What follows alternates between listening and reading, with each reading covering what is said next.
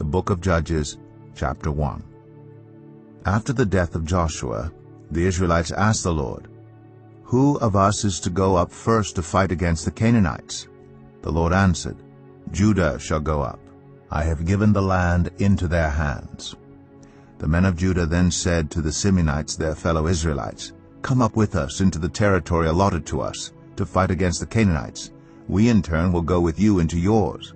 So the Simeonites went with them. When Judah attacked, the Lord gave the Canaanites and Perizzites into their hands, and they struck down 10,000 men at Bezek. It was there that they found Adoni-Bezek and fought against him, putting to rout the Canaanites and Perizzites. Adoni-Bezek fled, but they chased him and caught him and cut off his thumbs and big toes. Then Adoni-Bezek said, 70 kings with their thumbs and big toes cut off have picked up scraps under my table.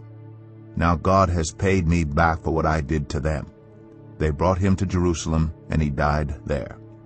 The men of Judah attacked Jerusalem also, and took it. They put the city to the sword, and set it on fire.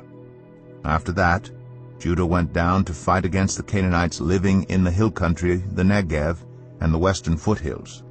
They advanced against the Canaanites living in Hebron, formerly called Kiriath Arba, and defeated Sheshai, Ahiman, and Talmai. From there they advanced against the people living in Debir, formerly called Kiriath Sepher. And Caleb said, "I will give my daughter Achsah in marriage to the man who attacks and captures Kiriath Sepher." Othniel, son of Kenaz, Caleb's younger brother, took it. So Caleb gave his daughter Achsah to him in marriage. One day when she came to Othniel, she urged him to ask her father for a field. When she got off her donkey, Caleb asked her, "What can I do for you?" She replied, "Do me a special favor. Since you have given me land in the Negev, give me also springs of water." So Caleb gave her the upper and lower springs. The descendants of Moses' father-in-law, the Kenite, went up from the city of palms with the people of Judah to live among the inhabitants of the desert of Judah in the Negev near Arad. Then the men of Judah went with the Simeonites, their fellow Israelites, and attacked the Canaanites living in Zephath, and they totally destroyed the city. Therefore it was called Hormah. Judah also took Gaza, Ashkelon, and Ekron, each city with its territory. The Lord was with the men of Judah. They took possession of the hill country, but they were unable to drive the people from the plains because they had chariots fitted with iron. As Moses had promised, Hebron was given to Caleb, who drove from it the 3 sons of Anak. The Benjamites, however, did not drive out the Jebusites who were living in Jerusalem. To this day the Jebusites live there with the Benjamites. Now the tribes of Joseph attacked Bethel, and the Lord was with them. When they sent men to spy out Bethel, formerly called Luz, the spies saw a man coming out of the city, and they said to him, "Show us how to get into the city, and we will see that you are treated well." So he showed them, and they put the city to the sword, but spared the man and his whole family. He then went to the land of the Hittites, where he built a city and called it Luz, which is its name to this day. But Manasseh did not drive out the people of Bethshan, or Tanakh, or Dor, or Ibleam, or Megiddo, and their surrounding settlements, for the Canaanites were determined to live in that land. When Israel became strong, they pressed the Canaanites into forced labor, but never drove them out completely. Nor did Ephraim drive out the Canaanites living in Gezer, but the Canaanites continued to live there among them. Neither did Zebulun drive out the Canaanites living in Kitron or Nahalol. So these Canaanites lived among them, but Zebulun did subject them to forced labor. Nor did Asher drive out those living in Akko or Sidon or Alab or Akzib or Helba or Aphek or Rehob. The Asherites lived among the Canaanite inhabitants of the land because they did not drive them out. Neither did Naphtali drive out those living in Beth Shemesh or Beth Anath, but the Naphtalites too lived among the Canaanite inhabitants of the land. And those living in Beth Shemesh and Beth Anath became forced laborers for them. The Amorites confined the Danites to the hill country, not allowing them to come down into the plain. And the Amorites were determined also to hold out in Mount Eris, Ajalon, and Shaalbim. But when the power of the tribes of Joseph increased, they too were pressed into forced labor. The boundary of the Amorites was from Scorpion Pass to Selah and beyond. Judges 2. The angel of the Lord went up from Gilgal to Bochim and said, I brought you up out of Egypt and led you into the land I swore to give to your ancestors. I said, I will never break my covenant with you, and you shall not make a covenant with the people of this land, but you shall break down their altars. Yet you have disobeyed me. Why have you done this? And I have also said, I will not drive them out before you. They will become traps for you, and their gods will become snares to you. When the angel of the Lord had spoken these things to all the Israelites, the people wept aloud, and they called that place Bochim. There they offered sacrifices to the Lord. After Joshua had dismissed the Israelites, they went to take possession of the land, each to their own inheritance. The people served the Lord throughout the lifetime of Joshua and of the elders who outlived him, and who had seen all the great things the Lord had done for Israel. Joshua son of Nun, the servant of the Lord, died at the age of 110. And they buried him in the land of his inheritance at Timnath-Eres in the hill country of Ephraim, north of Mount Gash. After that whole generation had been gathered to their ancestors, another generation grew up, who knew neither the Lord nor what he had done for Israel.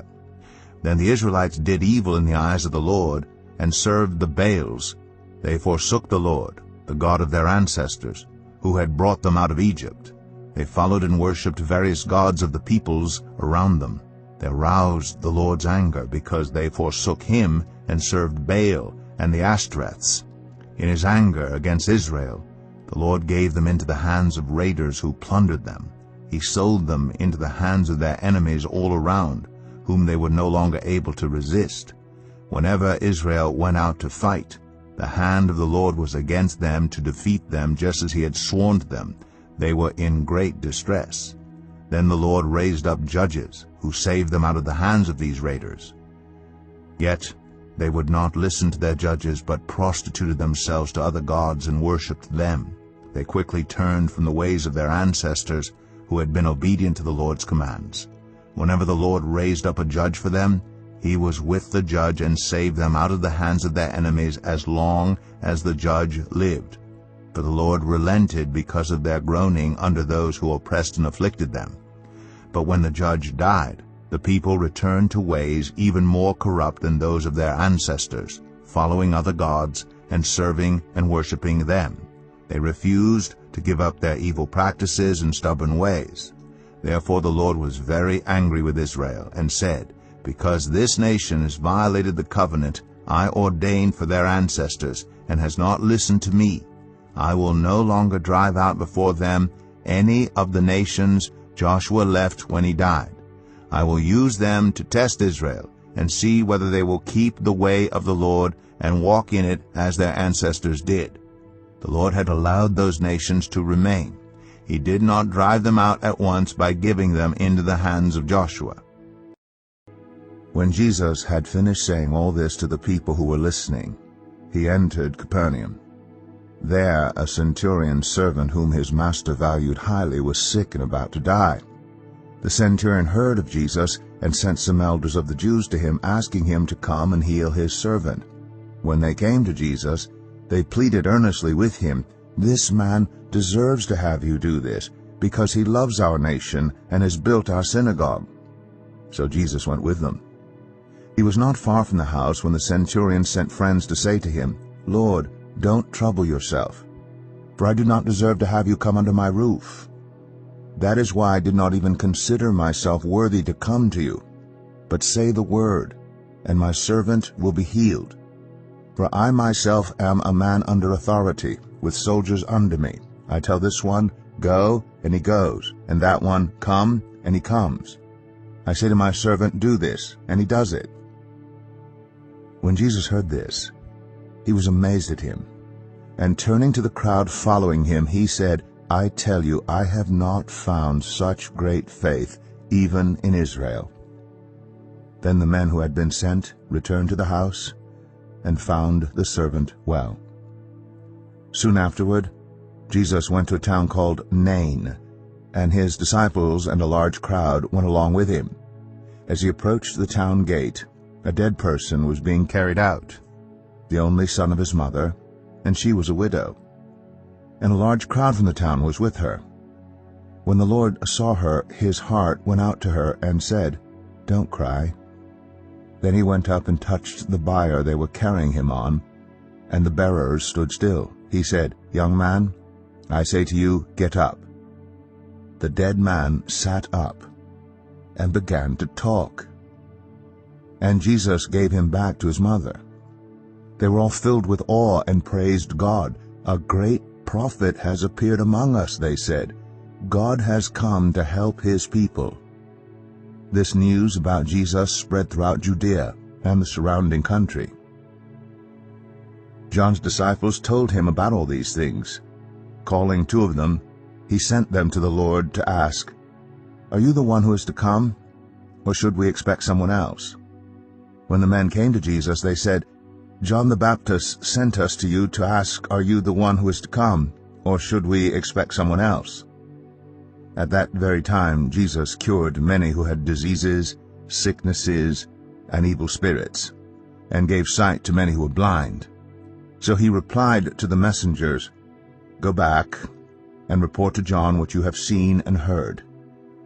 The blind receive sight, the lame walk, those who have leprosy are cleansed, the deaf hear, the dead are raised, and the good news is proclaimed to the poor. Blessed is anyone who does not stumble on account of me." After John's messengers left, Jesus began to speak to the crowd about John. "What did you go out into the wilderness to see? A reed swayed by the wind? If not, what did you go out to see? A man dressed in fine clothes? No, those who wear expensive clothes and indulge in luxury are in palaces.